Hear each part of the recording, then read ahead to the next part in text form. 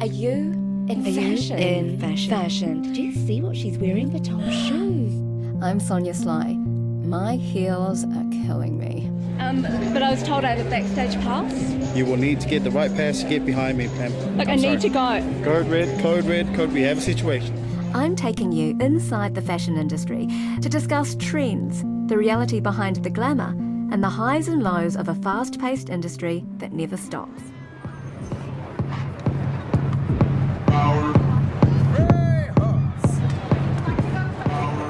Jonathan Tai is a mover and shaker. He's worked with some of the biggest names in the industry, including Steven Meisel and designers like Helmut Lang, The Coon and Proenza Scholar. He's a talented multitasker who's not only produced New York Fashion Week shows, but has also styled celebrities and editorial shoots for US, British, French and German Vogue. Now, after 8 years, this Kiwi has returned from the creative chaos of the Big Apple. He says it was the pull of family that brought him back, along with the unavoidable elephant in the room. When Mexico sends its people, they're bringing drugs, There's a lot of touchy things to digest. Jonathan Tai. When someone that defies a lot of what America stands for, you feel everyone kind of just like start shaking their heads, being like, well, what's going to happen eventually? And I remember the day Trump was elected as president, I went back to the office the next day and half the office were just, so upset. 2 of our employees actually cried for most of the morning because it's just it's going to be a 4-year period where you just don't know how you can really voice what you think is wrong with how they're going to change the country, essentially. I mean, how do you think it's going to affect the fashion industry? I mean, it kind of already has in a way. I feel like fashion is a very artistic and creative expression. We should, as artists and people that really admire the creative industry and fashion especially, we should exercise our right to voice our opinions. And I feel like the people that are progressive and quite liberal in that sense, they really do want to voice that. And I was looking at coverage at New York Fashion Week, and there were so many designers that were resisting President Trump, and it was just a nice way for them to feel like they don't want to hide behind something where they want to just create a business and make money. They have a voice and they're exercising that right, which I give more power to them because it's about creating awareness for the people. Fashion is about being commercial, but yet, there's someone that is creating a state of tension within what it actually means to be both a creative and a commercial entity. Yeah, definitely. In a nutshell, I feel like that's what fashion is kind of representing. There are 2 sides to it. It's the commercialism and also creating a business and making a successful business financially as well. Or to be an artist in a creative sense that using fabric and fashion design as your medium. That's where kind of people's voices kind of blurred, and it is quite interesting just to see who is in opposition and who is just not saying anything at all. And I think that says a lot as well about the industry too. I'm just waiting for more of the fashion community to be able to step up, but at the same time they also do rely on that consumerism of buying their designs. And especially with the whole immigration thing, half the industry in America is immigrants. So then arriving back in New Zealand to calmer waters, do you see that there's going to be any kind of trickle-down effect? What are you seeing happening here that you kind of want to embrace? You come back to New Zealand and sure, we are a smaller country that is fairly remote compared to the rest of the world, but we're such a beautiful country and our people are so friendly and hardworking, and that's where we kind of need to grasp that whole New Zealand down-to-earth attitude.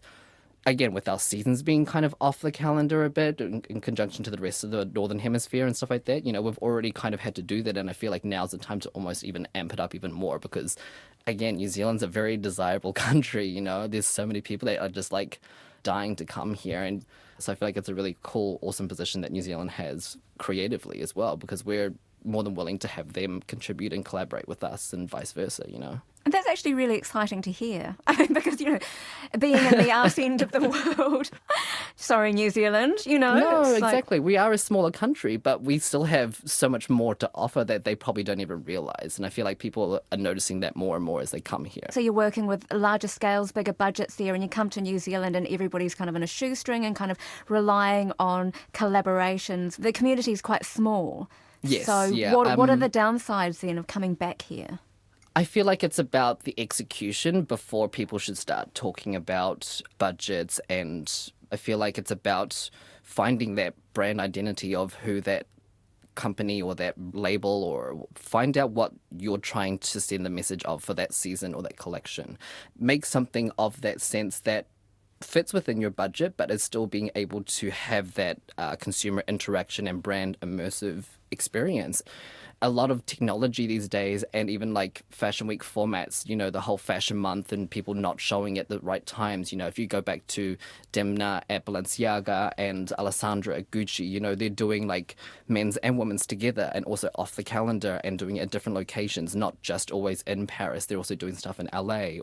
Even though those budgets are pretty impressive, I feel like it's about kind of taking that concept to be like, you know what, we should do something that's not quite the typical Fashion Week show. And I feel like that's kind of the angle that people should kind of start strategizing towards in the right way. I mean, even in New Zealand, probably to a smaller scale, you're starting to see sort of installations during Fashion Week and people taking a different creative approach to the production of their shows. Over in New York, what kind of breakthrough shows were you seeing, or what were the trends that were sort of happening? Because obviously the scales can be quite grand. When you spend money, sometimes you don't see how much money you've spent in a lot of those things. But I find technology is one of the fastest moving things in terms of like being able to do something different. In terms of like film aspect and projection aspect and lighting aspect, and encompassing that whole industry that fashion people don't necessarily gravitate towards all the time. I feel like that's kind of being roped into a lot of it without having to do a typical runway show. Like one of my company's older clients, she did a video installation instead. So she had a whole room that was completely black out, but she had different screens and podiums around the space where there was models and they were actually moving with the clothes. You could see the movement of the clothes, but it wasn't for only 5 seconds. Now, a while back there was some controversy over audience goers at Fashion Week shows being so engrossed in capturing and sharing runway photos via social media that they became removed from the live experience. It seems almost pointless, right? But as opposed to seeing it as problematic, Jonathan says designers today work with it rather than against it. I feel like it's not necessarily something that they want to oppose or punish. Getting their brand out there is to have those people to participate, and they're going to participate how they want to. And I feel like they've considered that in a way that they're just like, you know what? Why don't we give them what they want? So they give them a fashion show that's Instagrammable or Snapchatable, where it's this incredible opulent set, or you have this really cool lighting infrastructure, or I feel like people actually really do consider all of those elements. And back to producing shows, sometimes people want to walk into a room that's completely fogged out and they can't breathe, but that's kind of like the whole message of the fashion show at that point, being like, let's stop and take a minute to breathe, or about having a light in the waiting room and having it make you feel so sick because it's so concentrated, but that's kind of the reaction you want. You want that provocative sense where someone has to think about where they've gone, because again, they're putting their heart and soul, these designers, into this collection. So you got to pay respects to them. And if it's via Instagram post and it's hashtagged and you get 500 likes to drum up this press, or if it's about someone emotionally reacting, I feel like I've done my job in a sense, and that's what the designer is kind of wanting to get. Sort of interesting that you talk about an emotional experience. I think as it feels like digital technology drives us away from that, in a sense, there's also that kind of push-pull of, we can't forget that we are still human, we're not robots. Yes. And there needs to be that emotional connection. It's where creative expression comes from. Yeah, definitely. And I feel like that's where the emotional response of what a designer gives into a collection and how people react. Obviously, the audience is a much wider audience, so any type of reaction I feel like is accomplished by just doing a collection that's really beautiful or just resonates with someone even. And then if they want to express it in the way that they get 500 likes on Instagram and they're emotionally satisfied with that, then, good for them. Producing New York Fashion Week shows, like who have been some of the designers that you've enjoyed working with the most? The favorites that I've worked on, opening ceremony. They're doing something really cool within the industry, and also their format of how they can present their collection. So opening ceremony is a store that opened in 2002 in downtown New York in Soho, and it's headed by Umberto Leon and Carol Lim, who are also now creative directors of Kenzo via opening ceremony. The first show we did with them was actually really cool concept. They wanted to create a performance. What was the theme? Well, the whole set design and inspiration came from Frank Lloyd Wright, the architect. They found these blueprints and architectural drawings of this city that he didn't realize before he died. So they kind of took that inspiration of having a free world and an open world, and they actually had a long-standing collaboration with Justin Peck, who is the resident choreographer of New York City Ballet. There were talks pretty early on when we were kind of doing the whole like creative inspiration with them to work in New York City ballet dancers within the cast of models who were actually going to model the collection. What happened was we had 7 dancers confirmed, and they were sprinkled out throughout the collection, and there were about 6 different points within the runway path where all the dancers tripped up. And obviously, as a spectator, you're just looking at being like, oh my God, this model's falling over. Like, help her up. Oh my God, this poor thing. But it happened at 6 points throughout the runway. So every time it happened, people were kind of reacting like in different ways, which I thought was kind of like a different play on the whole format. So it's all intentional. Yes, it was all intentional, which I love. And going back to the show footage and watching people's reactions was just really funny because it's such a shock and people don't know how to respond when a model falls over on the runway. You know, you don't want to ruin the show. You don't want to like disrespect the designer, and then like people write about it at the end. It's just like, But the cool thing is that it was totally intentional. And as they progressed further on down the runway, like their falls got more opulent and they started choreographing more pieces and stuff like that. It was just a really cool concept. Sounds fantastic. Yeah. So you've also styled for international publications like all the international Vogue magazines and others. What kind of pressure are you under when you're working on these editorial shoots for the most high-profile magazines in the world? I feel like it's just about understanding aesthetics and working with your own style, working with the photographer and the editors to conceptualize something that fits in, because obviously there are different types of publications. I mean, no Vogue is exactly the same. You know, you have your British Vogue, you have your Italian Vogue, and then you have your US Vogue. And if you really put them side by side, obviously the countries and aesthetics are different, but they really are different, you know, publications in a sense. So you really have to be able to understand what they're trying to get out of you and what you're trying to give them at the same time. And it's not even about fresh or trendy or anything. It's about creating a story that translate with what fashion is available and what they're trying to sell at that time. And that's where a lot of like advertisers come into play, where you really want to be able to work with this, but you can't, and you have to work with this. But it's also about expanding your mind creatively, because you're given references and you're given like certain stories, or sometimes you're given nothing and you're actually like meant to, you know, create the whole layout for them. So in that sense, I feel like it's more about understanding who they are and how you can make this work for them. And it's the same with dressing celebrities, which you've done, haven't you? Styled Yeah, I've worked celebrities? on a couple of red carpet events, and one of my favorites, surprisingly, you know, I always thought I wanted to be creative in a sense that, yeah, I want to make this campaign image look so amazing and strong and like really memorable. But I also like working with people, because people think differently, they feel differently when they wear different things, and fashion, using that as a creative and expressive outlet for yourself and your personality, I think is a really awesome way. It's not about how do you want to look and do you want to be trendy? Do you want to like get all the paparazzi going crazy of you, or do you want to be someone that's taken seriously, or understanding that person and how they want to come across? And then you kind of go back to the drawing board to be like, well, her body shape is this, but she wants to execute this. So you kind of work around their whole persona almost. So you've dressed Winona Ryder as well. What was she like to work with? How would you describe her? She was a little inquisitive and curious and a little eccentric. When a celebrity responds with a curiosity, I love to be able to educate them as to why I picked this and why I think it's best for them. She's a sweetheart, you know, she's a small little thing, and just her eyes are so memorable. I remember her constantly looking up at me being like, oh my God, I love this. And you just see those Winona eyes that are like a little like, kind of like this chocolatey brown eyes. You're just like, my God, you're so weird. And I love that because, she has had like, an up and down career and personal life. And she has always been a representation of the offbeat, especially in the 90s. She's never been that cookie cutter person. And that's what I kind of like wanted to give her at the same time, because she has such a love for the not atypical, or she was just so funny. And there is a lot of pressure on celebrities when they're being dressed for award ceremonies, because it's also about, well, what is their status within the industry? Yeah, and how who do you they mark get to dress that? them? Yeah. Exactly. How many gowns were like thrown her way, and that makes a difference, doesn't it? Definitely, it does. And having that type of weight to be able to pull certain brands, to be able to give her an option at least, it gets easy and it gets hard, and it's just about how you approach a situation again.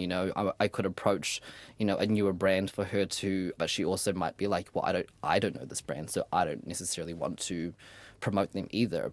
Just very quickly, like you started out as a professional dancer, and that's what took you to New York. Yes. And then you turned your career around after an accident. So, I mean, was it easy to break into the New York fashion industry?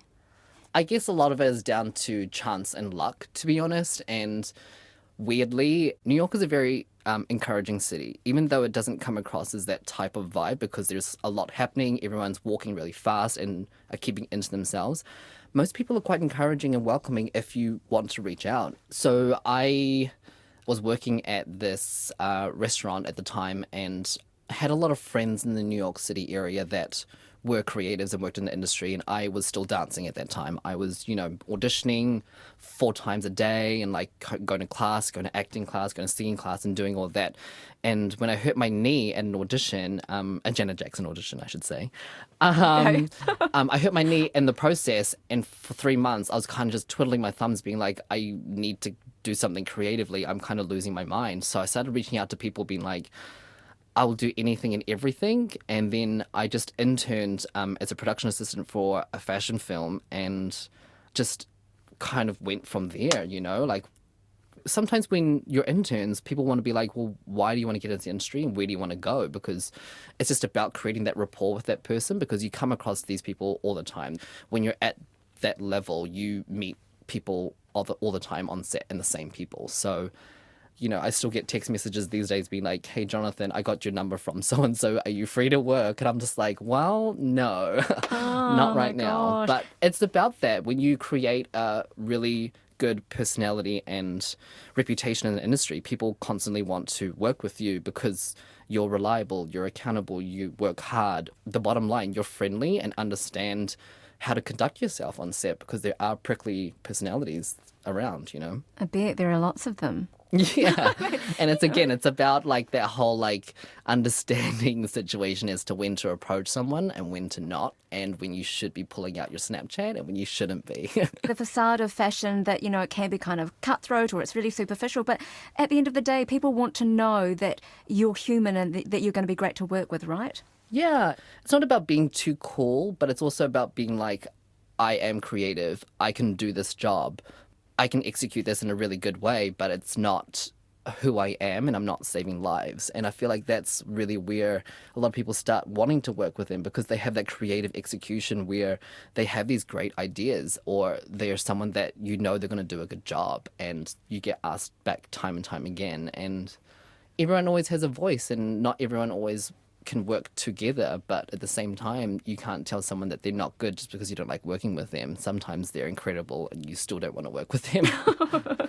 And just lastly, does it feel like a massive deal that you've got this backlog of celebrities and you've worked on all of these international publications and big brands? I mean, does it feel like a big deal for you as like this, guy from New Zealand? Yeah, I mean, definitely when I was living in New York, especially when I first got there on my own, not knowing anyone basically besides a family friend of mine, and then coming across after 8 years being like, damn, I've done all this cool work. I think it's not necessarily like satisfying my ego, but it's more about I did this, and this is a testament to who I am and how hard I work and how much I care about a lot of the whole industry as well. Sure, you can say I've done Italian Vogue with Stephen Meisel, or I've done a Pirelli calendar, or I've worked with Craig McDean on a Calvin Klein shoot.